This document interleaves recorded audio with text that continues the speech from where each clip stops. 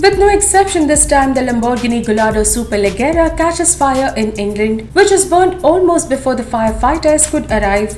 The accident occurred near A41 Kings Langley. It can be noticed that the fire erupted from the engine and then usurped the most of the vehicle within minutes before the firefighters could arrive at the spot. However, the partly burned $2 lakh sports car is not worth saving its grace. One can jolt down their thoughts in the comments box below.